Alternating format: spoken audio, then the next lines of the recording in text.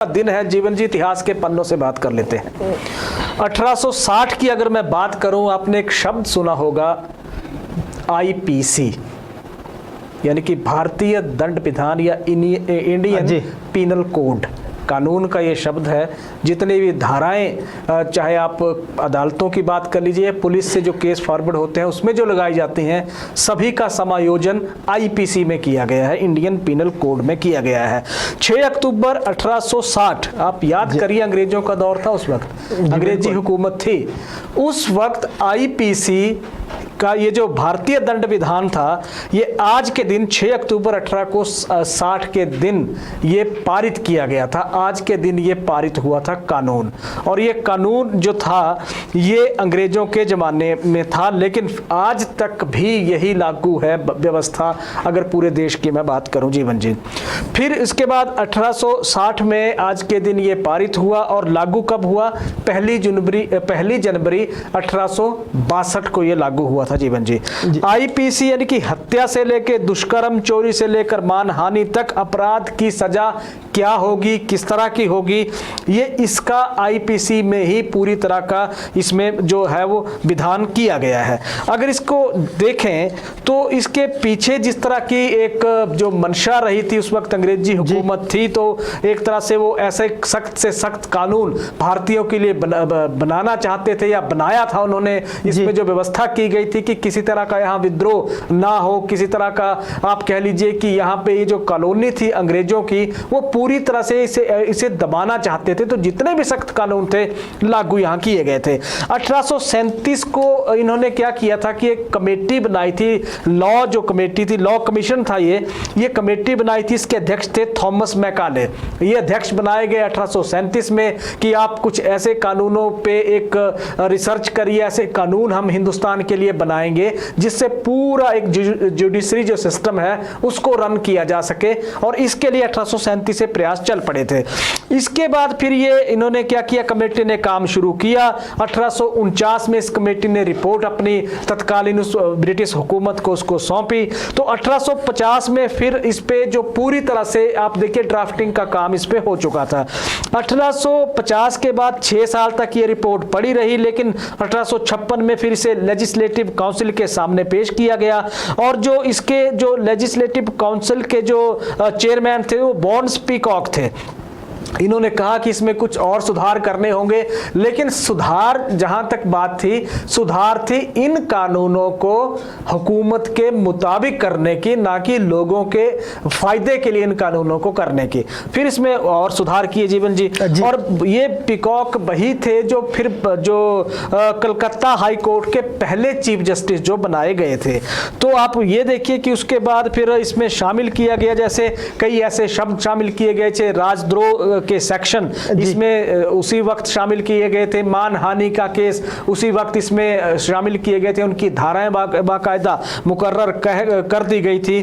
तो 1860 6 अक्टूबर के दिन, आज के दिन आप कह लीजिए कि इसका ये कानून पारित हुआ था। लेकिन उसके बाद अगर इसमें देखें तो कई बार संशोधन हुए, कई कानूनों पे सवाल यहाँ माननीय न्यायाधीशों ने ही खड़े कर दिए थे, जिन्हें बाद में फिर बदलना पड़ा था। अगर आज की तारीख में बात करूं तो आईपीसी में 23 चैप्टर हैं जो कुल 511 खंडों में बांटे गए हैं। तो ये आईपीसी जो 163 साल बाद भी अंग्रेजों की बनाई हुई कानून व्यवस्था हिंदुस्तान में चल रही है। आवश्यक संशोधन कई हुए जीवन जी, लेकिन सिस्टम वही है, और आज के दिन ये कानून बना था जीवन जी। अगली तरफ अगर हम चलें, 1951 की बात करें और रशिया की बात करिए, उस वक्त के यूएसएसआर की बात कर लेते हैं। 1900 सभी जानते हैं 39 से 45 का दौर, आप देखिए सेकेंड वर्ल्ड वॉर का दौर रहा। ऐसा दौर रहा जिसने पूरे विश्व को अपनी चपेट में ले लिया था। पूरा वर्ल्ड प्रभावित हुआ था, पूरे वर्ल्ड की अर्थव्यवस्था से लेके आबादी तक प्रभावित होकर रह गई थी पूरी तरह से। और इसके बाद फिर जो शुरुआत थी 45 के बाद, 47 में हिंदुस्तान आज़ाद हुआ था। लेकिन उसके बाद जो ये अगला जो दौर आया, खास तौर पे 1955 से लेके 60 तक का, वो दौर था अपने देश को अपने पैरों पे खड़ा करने का। बात थी अमेरिका की।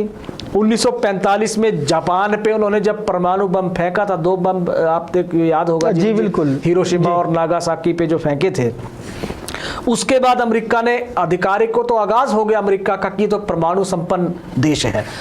तो इससे क्या हुआ, इससे जो यूएसएसआर था या आज का जो रशिया है, उस वक्त रशिया की बेचैनी बढ़ गई कि अमेरिका पावरफुल होता जा रहा है, लगातार पावरफुल होता जा रहा है। हमारी सैन्य क्षमता तो है, हालांकि सेकेंड वर्ल्ड वॉर में सबसे ज्यादा लॉस जो हुआ था रशिया को हुआ था, तो हमारी सैन्य क्षमता तो है, सबसे ज्यादा सैनिक उनके मारे गए थे, लेकिन हथियारों के मामले में अभी भी हम अमेरिका से पीछे हैं। और अमेरिका आने वाले 10 साल में रशिया से आप कह लीजिए कि बहुत ज्यादा एडवांस हो जाएगा और फिर अमेरिका को सामने खड़ा होने की रशिया की हिम्मत नहीं होगी। तो इस तरह का विचार जब रशिया उसमें आप कह लीजिए कि रशिया में चल पड़ा था, मंथन चल पड़ा था, जब वर्ल्ड वॉर खत्म हो गया था सेकंड, उसके बाद फिर 6 अक्टूबर 1951 को अचानक एक घोषणा, उसमें जो यूएसएसआर के प्रमुख थे जोसेफ अपने स्टालिन, इन्होंने, ये थे वहां के प्रधानमंत्री थे वहां पे, क्योंकि इसके बाद व्लादिमीर लेनिन की मौत के बाद यही प्रधानमंत्री बने थे वहां के।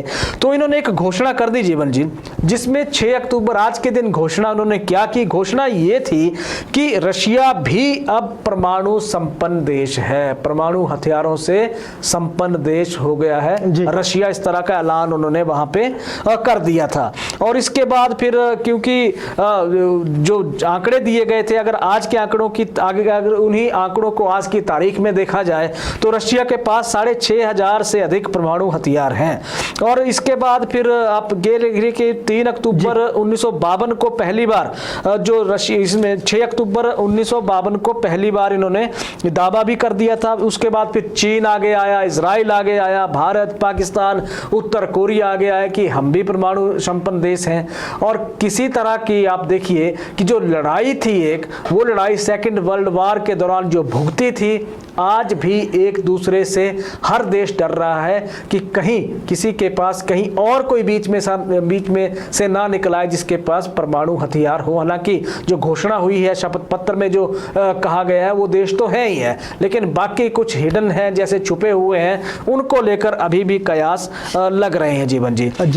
अगले की तरफ चले, एक ऐसा शख्स जो पूरी दुनिया घूमने के लिए एक ऐसा शख्स चला 1954 में 12 जुलाई से शुरुआत उन्होंने अपने सफ़र की और आज की तारीख में 6 अक्टूबर 2007 को उनका वो आप कह लीजिए कि सफ़र ख़त्म हुआ था।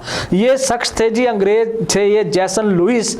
ये चले थे लंदन से दुनिया का चक्कर लगाने का अभियान। इन्होंने मिशन एक्सपीडिशन 360 शुरू किया था 12 जुलाई को 1994 को, और फिर 46,000 मील की यात्रा इन्होंने की और इसके लिए 4,833 दिन लुइस साहब ने लगाए।